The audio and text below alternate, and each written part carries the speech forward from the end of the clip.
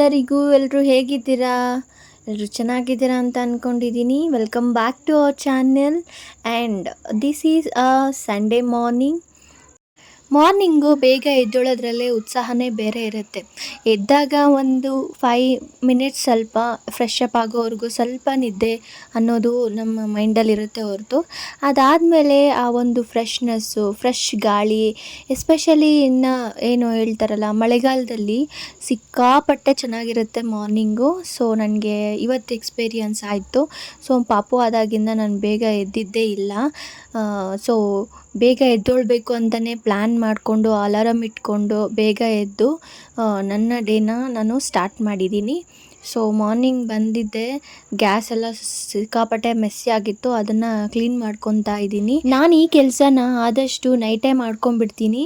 So ನನಗೆ ಅಷ್ಟೊಂದು morning ಬಂದಿದ ತಕ್ಷಣ ಮೆಸ್ಸಿ ಆಗಿರೋದನ್ನು ನೋಡಿ ಮೂಡ್ ಆಫ್ ಆಗೋದು ಆ ಥರ ಏನೂ ಆಗಲ್ಲ. ಬಟ್ ಇವತ್ತು ಬೇಗನೆ ಎದ್ದಿದ್ನಲ್ಲ, ಒಂದು ಫ್ರೆಶ್ ಗಾಳಿ ತಗೊಂಡು ಒಳ್ಳೆ ಮೂಡಿತ್ತು. ಸೊ ಹಾಗಾಗಿ ನೀಟಾಗಿ ಕ್ಲೀನ್ ಮಾಡ್ಕೊತಿದ್ದೀನಿ. ಸೊ ಮಾರ್ನಿಂಗು ಬ್ರಷ್ ಮಾಡಿಕೊಂಡು ನಾನು ಡೈರೆಕ್ಟಾಗಿ ಕಿಚನ್ಗೆ ಬಂದೆ. ಗಂಟಲು ತುಂಬ ನೋದಿತ್ತು. ಈ ಒಂದು ಚಳಿ ವೆದರ್ಗೂ ಏನೋ ಗೊತ್ತಿಲ್ಲ, ಕೋಲ್ಡ್ ಆಗಿತ್ತು.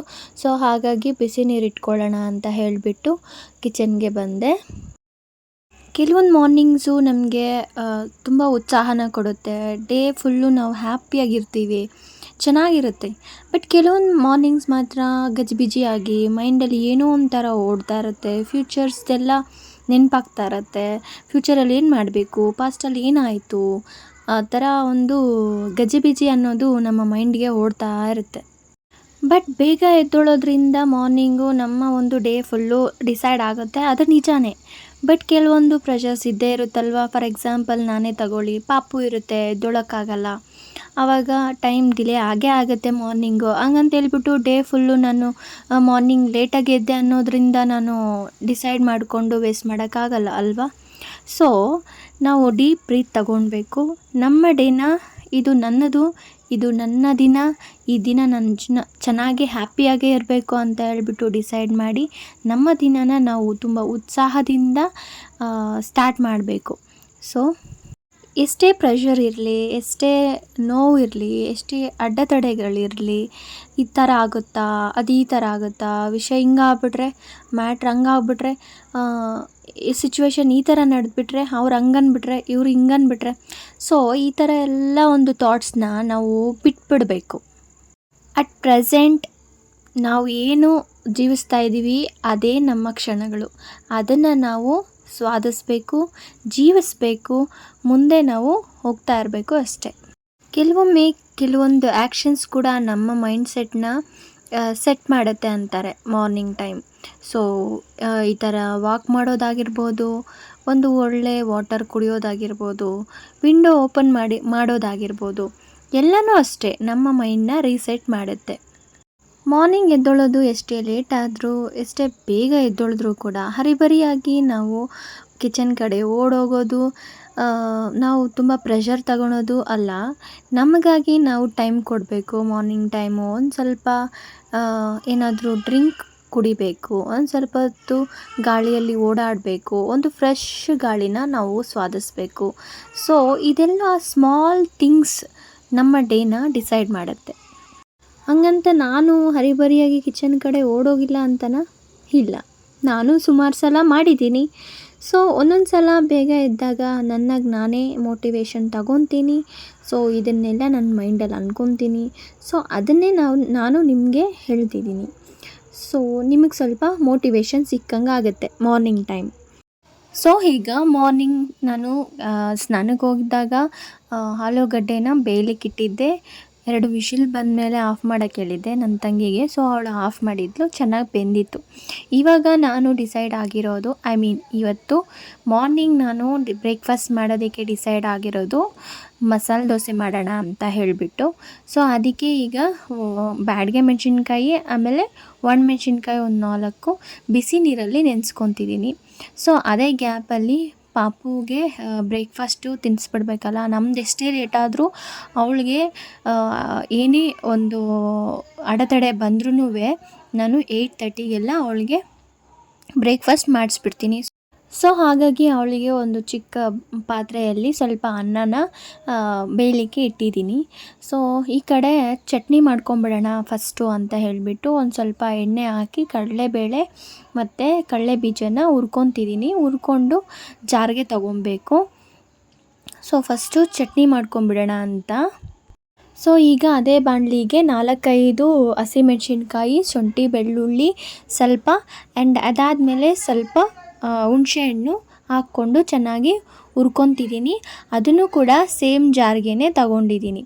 ಅದೇ ಜಾರ್ಗೆ ಒಂದು ಸ್ವಲ್ಪ ಕಡಲೆಪಪ್ಪು, ಒಂದು ಸ್ವಲ್ಪ ಕೊಬ್ಬರಿ ಆ್ಯಂಡ್ ಸ್ವಲ್ಪ ರುಚಿಗೆ ತಕ್ಕಷ್ಟು ಉಪ್ಪು ಇದನ್ನೆಲ್ಲ ಹಾಕ್ಕೊಂಡು ಒಂದು ಸ್ವಲ್ಪ ನೀರು ಆ್ಯಂಡ್ ಕರಿಬೇವಿನ ಸೊಪ್ಪು, ಕೊತ್ತಂಬರಿ ಸೊಪ್ಪು, ಕೊನೆಯಲ್ಲಿ ಸ್ವಲ್ಪ ನೀರು ಹಾಕಿ ನೀಟಾಗಿ ಗ್ರೈಂಡ್ ಮಾಡಿಕೊಂಡು ಅದನ್ನು ಸ್ವಲ್ಪ ಒಗ್ಗರಣೆ ಕೊಟ್ಕೊಳ್ಳಿ. ತುಂಬ ಚೆನ್ನಾಗಿರುತ್ತೆ. ಒಗ್ಗರಣೆ ಕೊಟ್ಕೊಳೋದಕ್ಕೆ ನನ್ನ ಹತ್ರ ಟೈಮ್ ಇರಲಿಲ್ಲ, ಸೊ ಹಾಗಾಗಿ ಸುಮ್ಮನೆ ಅದನ್ನೇ ಹಾಕ್ಬಿಟ್ಟೆ. ಸೊ ಅನ್ನ ಬೆಂದಿತ್ತು, ಅದನ್ನು ಸ್ವಲ್ಪ ಮಿಕ್ಸಿಗೆ ಹಾಕ್ಕೊಂಡು ಮಗುಗೆ ಅಮ್ಮನೇ ತಿನ್ನಿಸ್ಬಿಡ್ತೀನಿ ಅಂತ ಅಂದ್ರೆ. ಸೊ ಚಟ್ನಿ ಎಲ್ಲ ಆಗಿತ್ತು, ಹಾಗೆ ಅದನ್ನು ಜಾರ್ಗೆ ಹಾಕಿ ಅದನ್ನು ಶೋಧಿಸಿ ಅಮ್ಮಗೆ ಕೊಟ್ಟೆ. ಅವರು ತಿನ್ನಿಸ್ಬಿಡ್ತಾರೆ.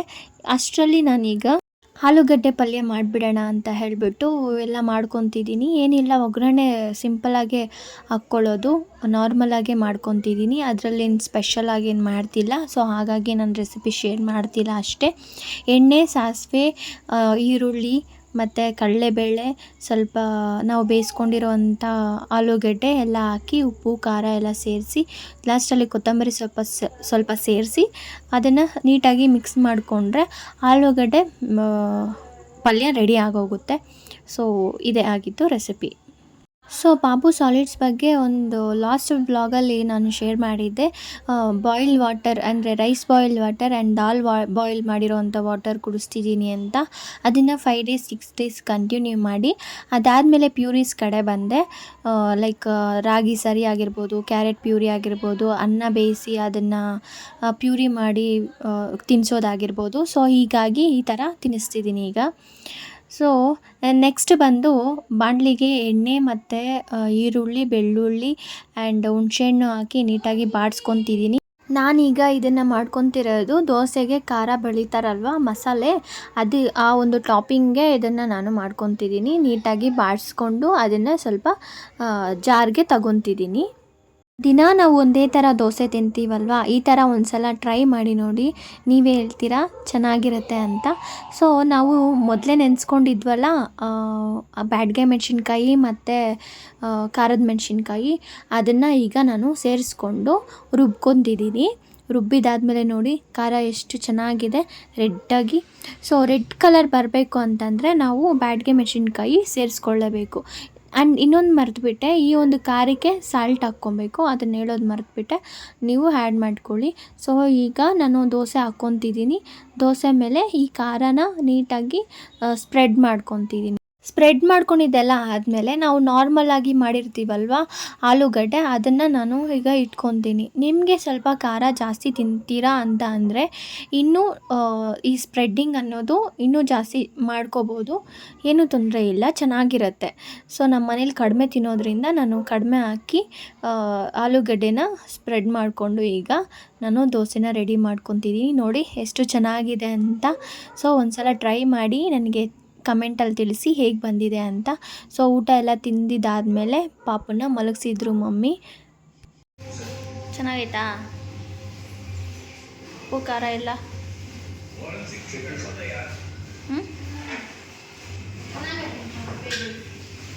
ಇನ್ನು ಸ್ವಲ್ಪ ಬೇಯಬೇಕಾ? ಯಾವುದು ದೋಸೆ? ಹಾಂ ಅದೇ ಖಾರ ಪಲ್ಯ ಎಲ್ಲ ಚೆನ್ನಾಗಿತ್ತು, ಬಟ್ ದೋಸೆ ಸ್ವಲ್ಪ ರೋಸ್ಟ್ ಮಾಡಬೇಕಿತ್ತು ಅಂತ ಅವಳು ಹೇಳ್ತಾ ಇರೋದು. ಸೊ ಹೀಗಾಗಿತ್ತು ನನ್ನ ರೆಸಿಪಿ. ಆ್ಯಂಡ್ ನಾನು ಕೂಡ ಊಟ ಮುಗಿಸ್ಕೊಂಬಿಡೋಣ ಅಂತ ಹೇಳಿಬಿಟ್ಟು ಊಟ ಮುಗಿಸ್ಕೊತಿದ್ದೀನಿ. I mean breakfast. And Sunday ನಿಮಗೆ ಗೊತ್ತಿರೋ ಹಾಗೆ ಏನೇನು ವರ್ಕ್ ಇರುತ್ತೆ ಅದನ್ನೆಲ್ಲ ಮಾಡ್ತಿದ್ದಾರೆ ಅಮ್ಮ ಮತ್ತು ನನ್ನ ತಂಗಿ. ಮಿಷಿನ್ಗೆ ಹಾಕಿ ಬಟ್ಟೆ ಎಲ್ಲ ಹಾರಾಕಿ ಎಲ್ಲ ಮಾಡ್ತಿದ್ದಾರೆ. ಪಾಪು ಇರುವಂಥ ಮನೆಯಲ್ಲಿ ಯಾರಾದರೂ ಸಪೋರ್ಟ್ ಇರಲೇಬೇಕಲ್ವ. ಲೈಕ್ ಈ ಥರ ಸಣ್ಣ ಪುಟ್ಟ ಕೆಲಸ ಮಾಡಬೇಕು ಅಂತ ಅಂದರೆ, ಕೆಲಸ ಮಾಡಬೇಕು ಅಂತಲೇ ಅಲ್ಲ, ಒಂಥರ ಅಲೋನಾಗಿ ಫೀಲ್ ಆಗಲ್ಲ. ಸ್ಟ್ರೆಸ್ ತಗೊಳ್ಳೋದಕ್ಕೆ ಆಗಲಿ, ಡಿಪ್ರೆಷನ್ಗೆ ಹೋಗೋದಾಗಲಿ, ಅಲೋನ್ ಫೀಲ್ ಅಂತೂ ಆಗೋದಿಲ್ಲ. ಸೊ ಹಾಗಾಗಿ ಯಾರಾದರೂ ಒಂದು ಸಪೋರ್ಟ್ಗೆ ಇರಲೇಬೇಕು. ಆ್ಯಂಡ್ ಈಗ ನೋಡಿ ನನ್ನ ಮಗಳು ಫ್ರಿಡ್ಜ್ ತೆಗಿಯೋದು ಹಾಕೋದು ಅಂದರೆ ತುಂಬಾ ಇಷ್ಟ ಅವಳಿಗೆ. ಏನೋ ಒಂಥರ ಎಕ್ಸೈಟ್ಮೆಂಟು, ಅಲ್ಲೋಗಿದ ತಕ್ಷಣ ಫುಲ್ಲು ನಗೋದು ಅವಳು. ಸೊ ಈ ಥರ ಆಟ ಆಡಿಸ್ತಿದ್ಲು ನನ್ನ ತಂಗಿ. ಆ್ಯಂಡ್ ಹಾಗೆ ಕೆಲಸ ಎಲ್ಲ ನಡೀತಿತ್ತು. ಮಮ್ಮಿ ಅಕ್ಕಿ ಆರಿಸ್ಕೊತಿದ್ರು. ಸಂಡೇ ಒಂದೇ ದಿನ ಅಲ್ವಾ ಫ್ರೀ ಸಿಗೋದು, ಅಂದರೆ ವೀಕಿಗೆ ಎಷ್ಟು ಬೇಕೋ ಅಷ್ಟು ಅಕ್ಕಿನ ಆರಿಸ್ಬಿಟ್ಟು ಒಂದು ಡಬ್ಬಿನಲ್ಲಿ ಹಾಕಿಬಿಡ್ತಾರೆ. ನಾನು ಈ ಕಡೆ ರಾಗಿ ಹಸಿಟ್ಟನ್ನ ಜರಡಿ ಇಟ್ಕೊತಿದ್ದೀನಿ. ಸೊ ಇದಾಗಿತ್ತು ನಮ್ಮ ಮಾರ್ನಿಂಗ್ ರೊಟೀನ್. ನಿಮಗೇನಾದರೂ ಇಷ್ಟ ಆದರೆ ನನಗೆ ಸಬ್ಸ್ಕ್ರೈಬ್ ಮಾಡಿ, ಸಪೋರ್ಟ್ ಮಾಡಿ. ನೆಕ್ಸ್ಟ್ ವಿಡಿಯೋದಲ್ಲಿ ಸಿಗ್ತೀನಿ. ಅಂಟಿಲ್ ದೆನ್ ಬಾಯ್.